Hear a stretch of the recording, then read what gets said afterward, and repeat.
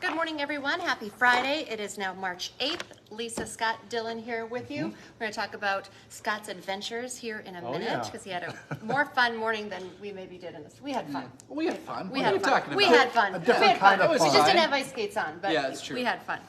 Want to remind you, of course, we're live on Facebook every weekday morning. It stays on your feed throughout the day, so you can watch it anytime that works best for you. We make it into a podcast as well. You can find it at inforum.com/podcasts. Look for the Inforum Minute. Check us out on all of the social media platforms. We are out there for sure.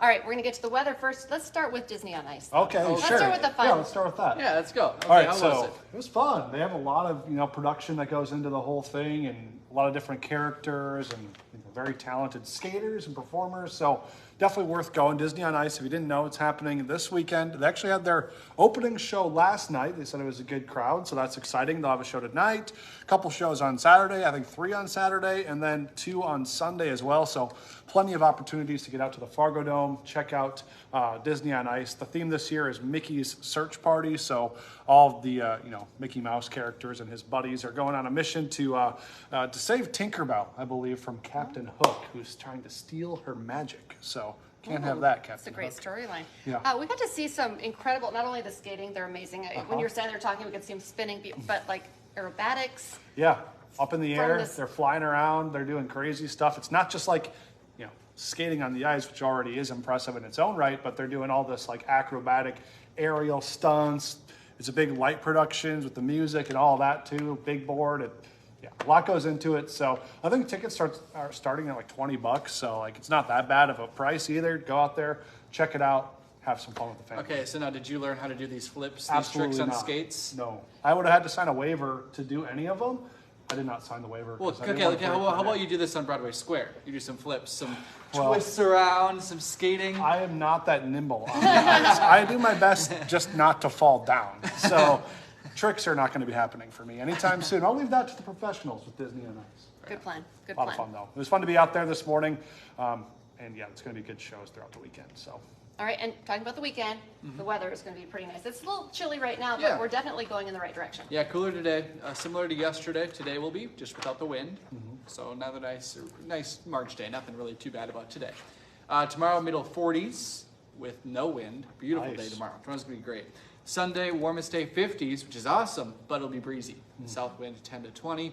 And the next week looks like 60s. Monday, maybe Tuesday. okay. And it doesn't look windy, which is weird because sometimes when we get really, really warm, especially in the early spring, it usually comes with the wind. Yeah. That doesn't look like that's going to be the case next week. So, All right. looking very warm, very nice, and very quiet. Cool. I can get on that. Yeah. So this morning you were tracking just a few flurries and they disappeared, but it's so nice here and we Yeah. hardly have any snow. But there are some areas we have to remember that still are dealing with slick roads. And Yeah. what areas were those again? Up to the north, Cavalier, Pembina, Walsh counties, I know they've seen a few flurries this morning, and they also have a little bit of snow-covered roads. Not from the flurries, but from just the little bit of drifting they had yesterday. So there's a couple of icy patches here and there. It's not that bad. If you know winter driving, just your regular winter driving, you'll be just fine.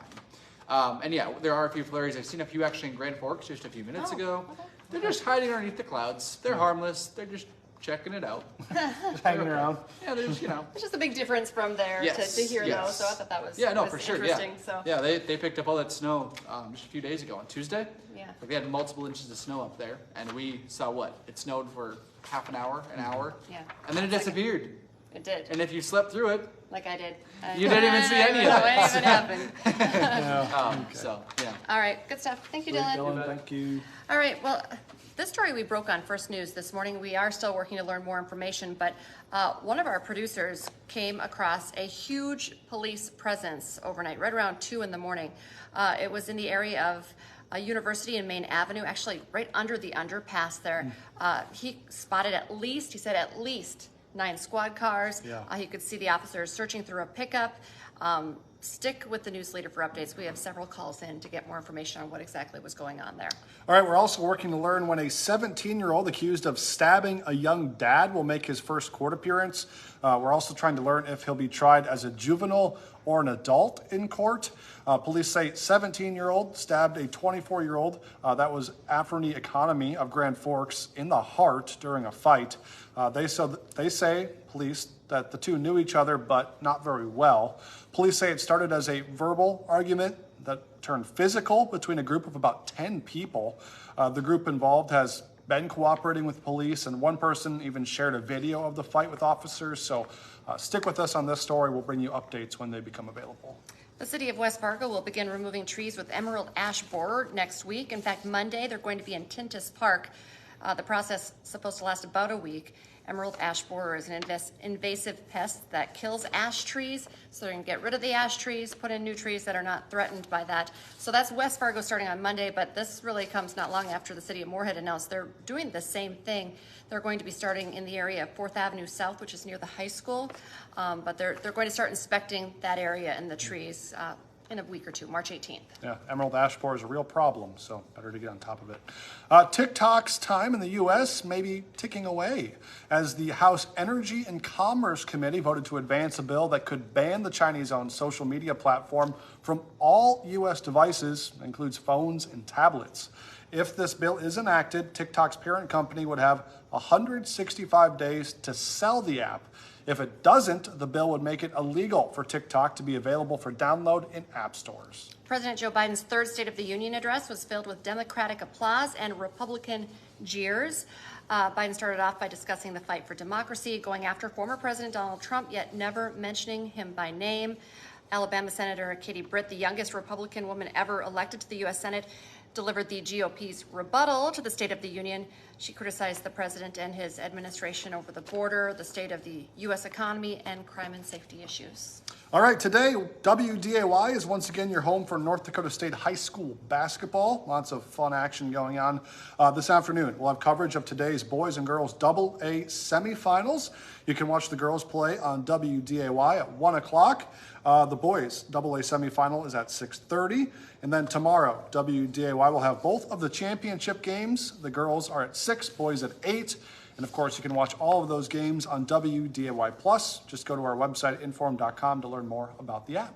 I was telling Dylan all morning I was tired because I stayed up late watching basketball. But Cheyenne, the boys team, Cheyenne played Bismarck. It was almost to 10 o'clock, and it was back and forth. It could have gone either way. So thankfully, I can sleep in tomorrow because I love all of this basketball action. Hot Mic with Dom Izzo coming up 9 to 11, and Dom is going to be talking, of course, about basketball, lots of basketball to talk about. He's also going to look ahead to the Final Four Friday with the state semifinals in Bismarck, like we were talking about. Plus, more changes are coming to college football this year, including an earlier signing period for high school players. Dom's going to have the man behind the change on the show. Hot Mic, 9 to 11 on WDAY Extra and Inform.com. All right, and for 99 cents a month for your first 3 months, you can get an all-access pass to Inform.com. Just visit Inform.com/subscribe to get the deal. Our next newscast coming up here at 11 this morning, and we have you covered this afternoon, 4, 5, 6, 9, and 10. And then be sure to join First News Weekends this weekend. It starts at 7 in the morning, and we'll be back at 5 in the morning on Monday morning. Yeah, until then, have a great weekend. Enjoy the nice weather.